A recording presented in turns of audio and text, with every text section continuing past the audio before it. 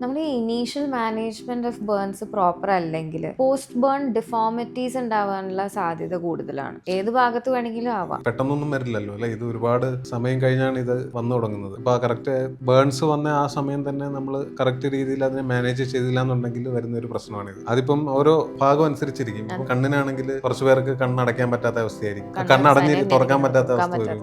പിന്നെ കുറച്ചു പേരുടെ ഇതുപോലെ ചെവി ഇങ്ങനെ ഒട്ടിയിരിക്കും. ബേസിക്കലി ഇത് ഫംഗ്ഷനെയും എഫക്ട് ചെയ്യാം, ഒരു കോസ്മെറ്റിക് അപ്പിയറൻസ് വൈസും ഒരു പ്രശ്നമാണ്. പിന്നെ വായില് ബേൺസ് വന്നു കഴിഞ്ഞ് കുറെ പേർക്ക് വാ കറക്റ്റ് തുറക്കാൻ പറ്റാത്ത ഓപ്പണിംഗ് പോലും അഡിക്വേറ്റ് ആയിട്ട് ഭക്ഷണം കഴിക്കാൻ പറ്റുന്നില്ല. അപ്പൊ അത് എവിടെയാണോ ബേൺസ് സംഭവിച്ചത് ആ ഭാഗത്ത് ആ കറക്റ്റ് സമയത്ത് കറക്റ്റ് രീതിയിൽ മാനേജ് ചെയ്യുന്നില്ല എന്നുണ്ടെങ്കിൽ വരുന്ന ഒരു പ്രശ്നമാണ് പോസ്റ്റ് ബേൺ ഡിഫോമിറ്റി. അപ്പൊ ഇതില് ശരിക്കും പറഞ്ഞാൽ പ്ലാസ്റ്റിക് സർജറിക്ക് വളരെ ഇമ്പോർട്ടന്റ് ആയിട്ടൊരു റോളുണ്ട്.